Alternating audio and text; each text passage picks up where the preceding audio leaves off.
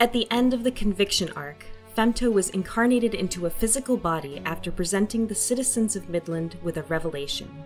The Falcon of Light, sweeping away the darkness overtaking the blood-stained land. Of course, Griffith himself is largely the cause of the darkness enveloping the country in the first place. Ultimately, his role is that of a false messiah who intoxicates others by offering a solution to the problems he creates, aided and empowered by the rest of the God Hand. A prime example of the God Hand creating conditions where humanity is pushed into a singular desire for salvation is in the birth ceremony chapter of the Conviction arc. Conrad, who controls pestilence, sends rats that bring a plague upon Midland. Simultaneously, the king dies after the Falcon of Light visits him in a dream. The weakened state of the empire subsequently spurs on a Kushan invasion. These combining factors lead to a mass exodus of refugees seeking safety and salvation at Albion. The kingdom is thrust into chaos and completely without guidance. Midland's king has left only one heir, the teenage Princess Charlotte, unequipped to lead the kingdom through such a crisis.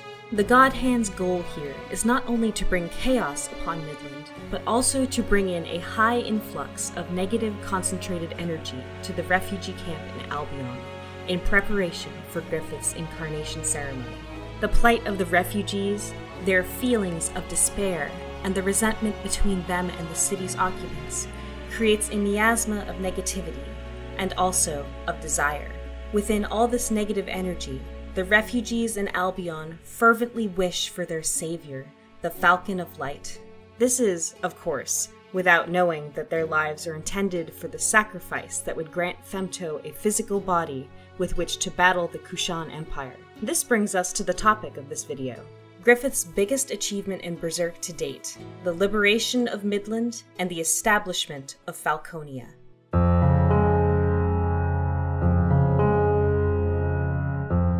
In the first act of the Millennium Falcon arc, Griffith assembles the new Band of the Falcon.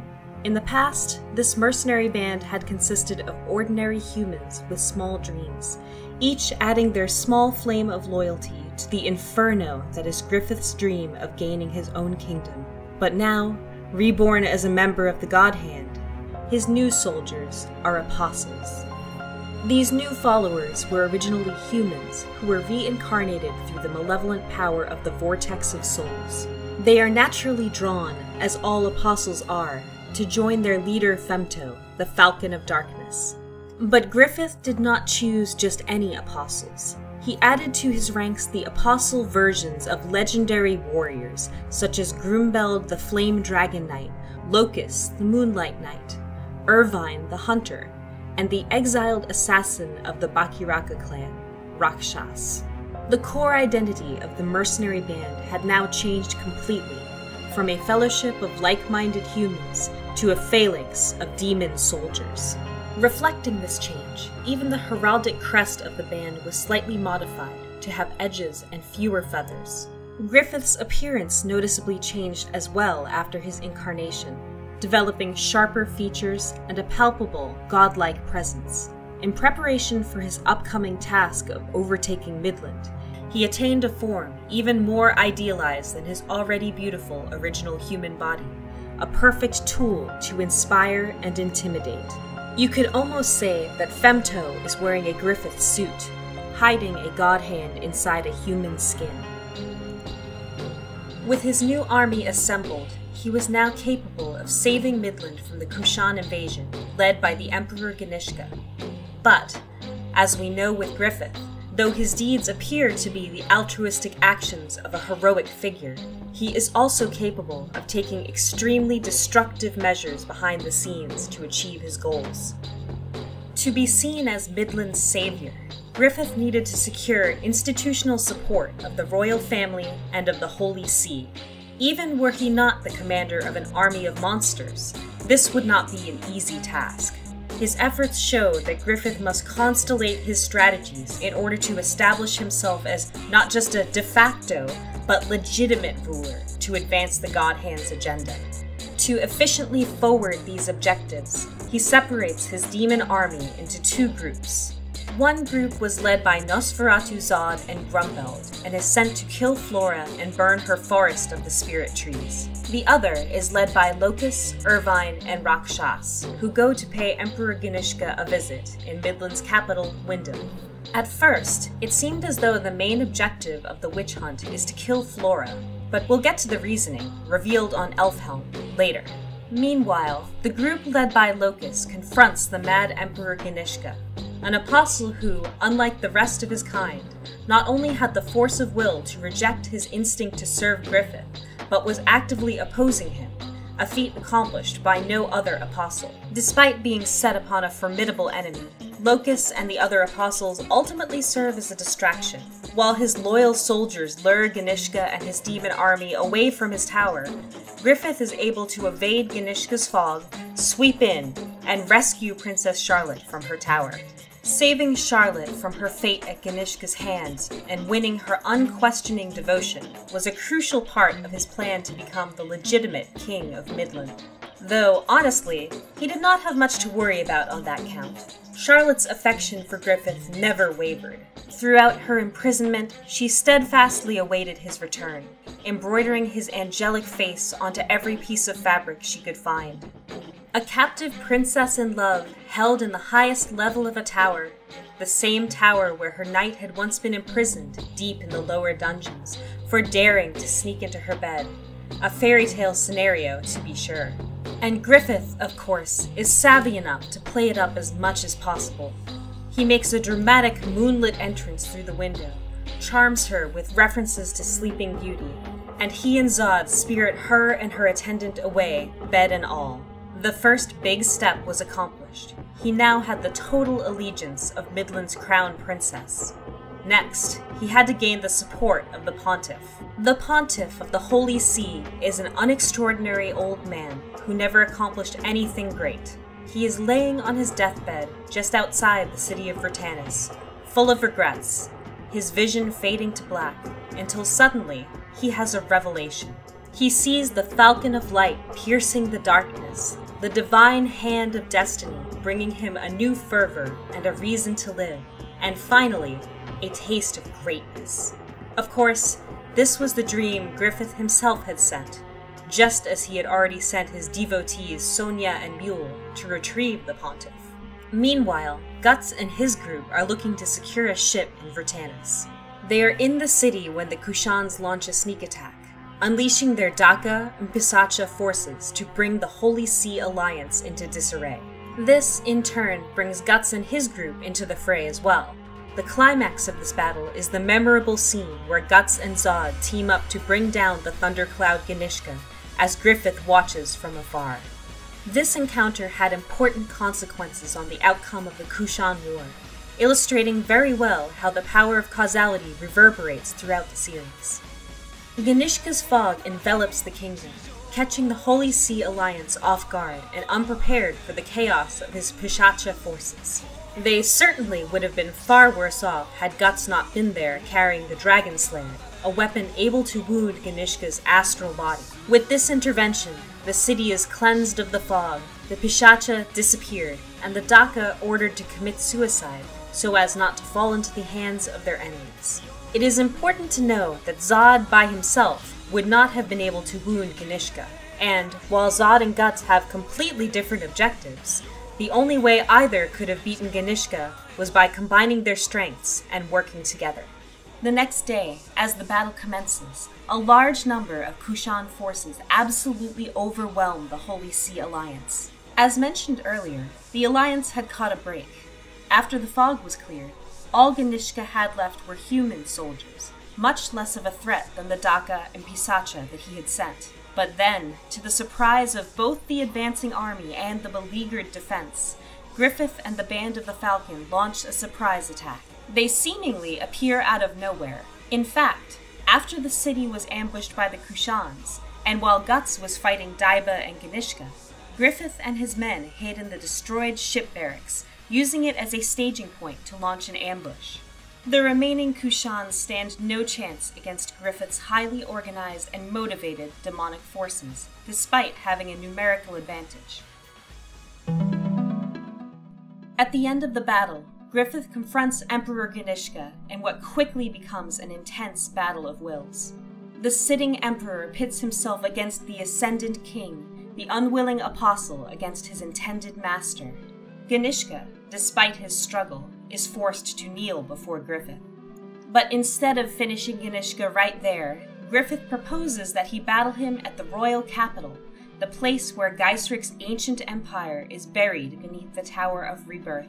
This is the very same tower in which he was brutally tortured, and from which he has just rescued Princess Charlotte.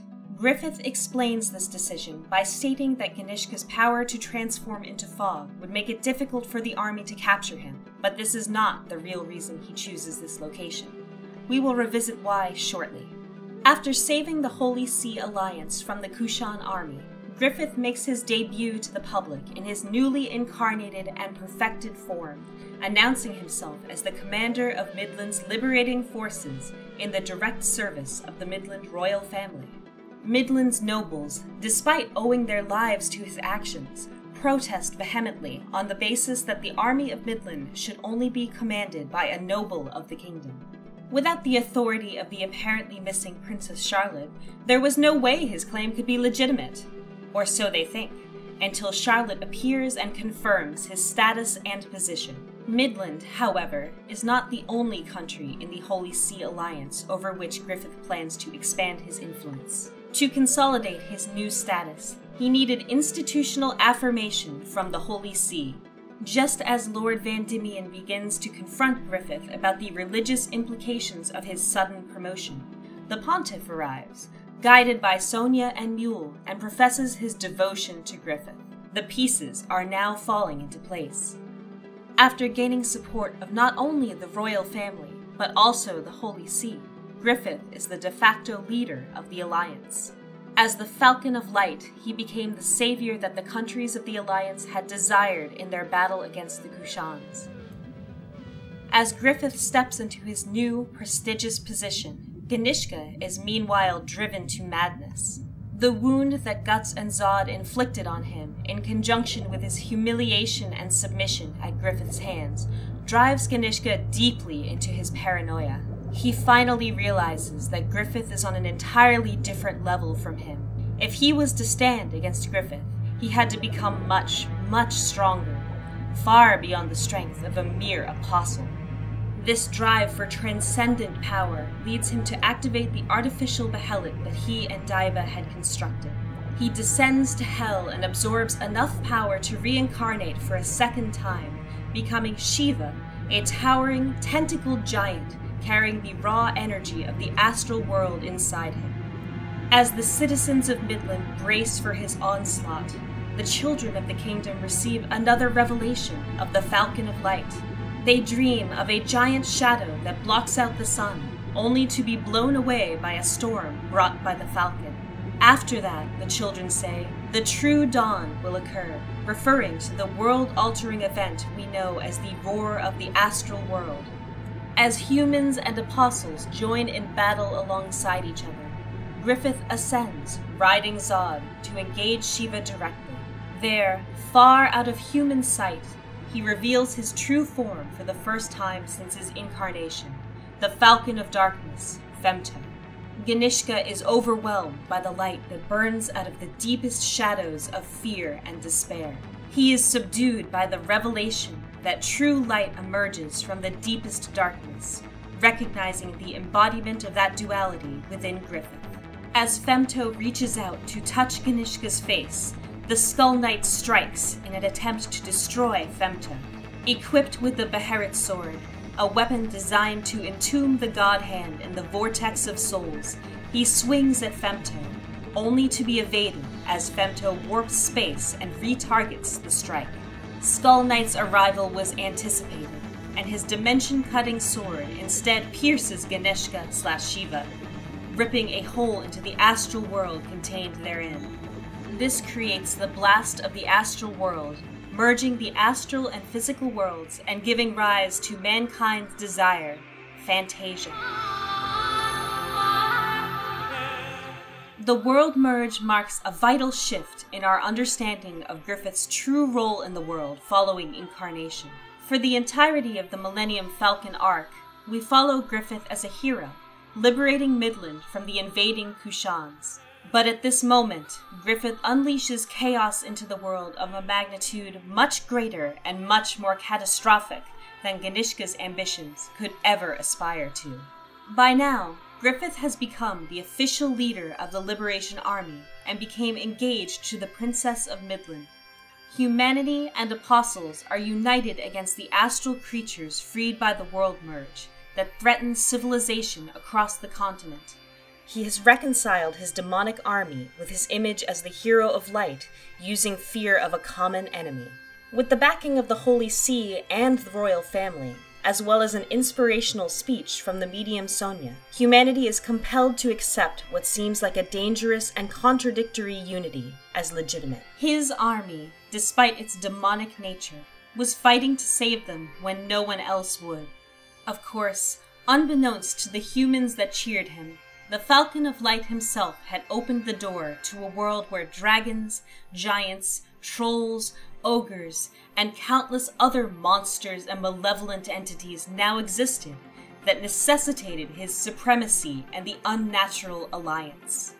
The tension between Griffith playing the part of both exterminator and savior epitomizes the synonymy of the greatest light with the deepest darkness. But how exactly does this play into the next phase of Griffith and the God Hand's plans?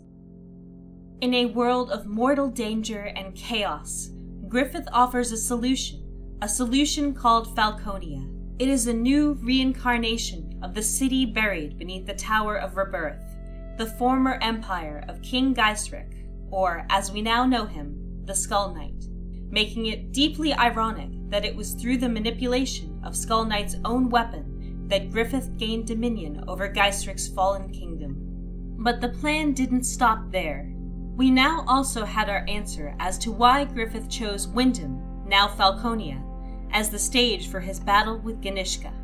After the world merge, Ganishka, now transformed into the world's spiral tree, stood right next to the city.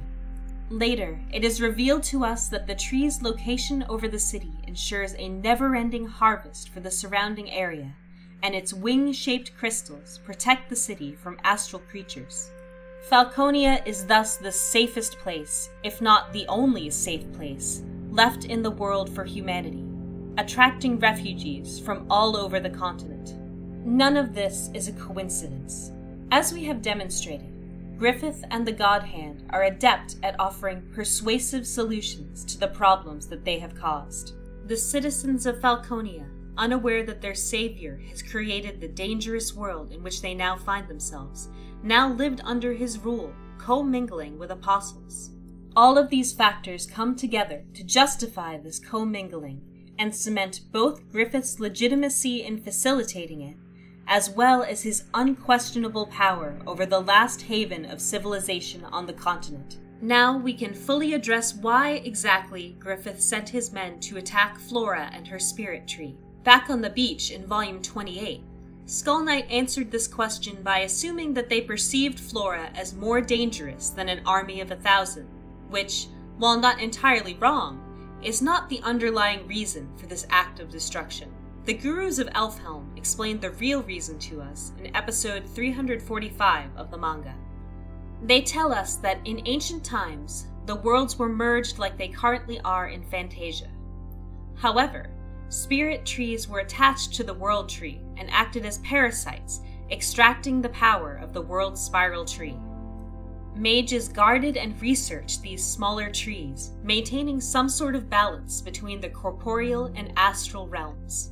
Ultimately, this practice maintained a high degree of separation between the realms, simultaneously ensuring the safety of humanity from hostile astral creatures.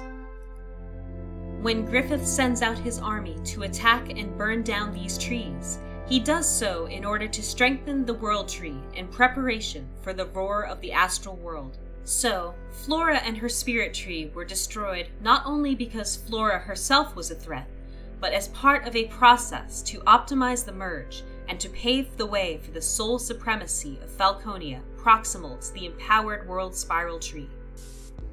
Furthermore, when the gurus of Elfhelm describe Griffith's actions as whatever means warrant his ends, Guts corrects them by saying that, for Griffith, his ends are his means, and as the Falcon, he will continue soaring higher. Of course, he's right. Winning a kingdom was no stopping point for Griffith, especially now that he is endowed with the power of the God Hand. His goals have grown exponentially higher, embroiled with the ultimate aims of the idea of evil. What is bigger than a kingdom? Griffith pictures it in episode 358, a second empire serving as a territory for mankind. Griffith notes King Gaisric and his empire as an inspiration, fittingly considering Falconia is built upon its unearthed ruins. His wording, a territory for mankind, is however uniquely important. It is not a territory for Midland, or a territory for a certain people. Instead, it's for humanity itself and hinges on the total destruction of the non-human astral races compressed into a single world. His dream of creating a territory for mankind does not only involve domination over the corporeal realm humans originally inhabited, but over the whole of reality. If you remember, Fantasia was also described as mankind's desire. But why would humanity want such a thing as a state of constant danger and chaos that probably caused the demise of the majority of the human population? Well, both the Apostles and the God Hand were originally humans. Their origin of power, the Vortex, is the collective of all human souls embroiled intensely in negativity. The idea of evil, who can be considered the god of the world of Berserk, is born upon the swells of this ocean of human consciousness, and is therefore essentially a man-made god. As the God Hand are created to enforce the agenda of the idea of evil, they are also, in a way, subsequent to the collective desires of humanity. Even though apostles feed off humans, they are inherently tied to a hierarchy of powers going deep into the abyss that are founded on human ideas and emotions. Falconia all comes down to the underlying desires of mankind, a world of black and white morality with an immutable and singular idea of evil, where only the prophesized hero can save them from the darkness. Any and all inhuman aberrations are the other that must be extinguished, whether they are a healing elf or a malicious troll. We've seen astral creatures as monsters that torment humans, like the trolls in Enoch Village, or the giants that are annihilated by Griffith's demon army. But we've also seen the flourishing life at Elfhelm, and the way in which mages can effectively mediate the lives of astral creatures with those of humans, without necessitating stringent conceptualizations of good or evil that fuel fear and ignorance. However, by merging the worlds, Femto and the God Hand destroyed those vital nuances and entrenched a polarity to ensure his supremacy. The effects of this polarization, combined with the doctrine of the Holy See, work to directly feed an increasingly unified idea of evil among humanity, consolidating causality and granting immense power to the God Hand. While Griffith created a safe utopia for humanity, it is in the ruins of not only a large part of the human population, but the complex system of the Berserk universe.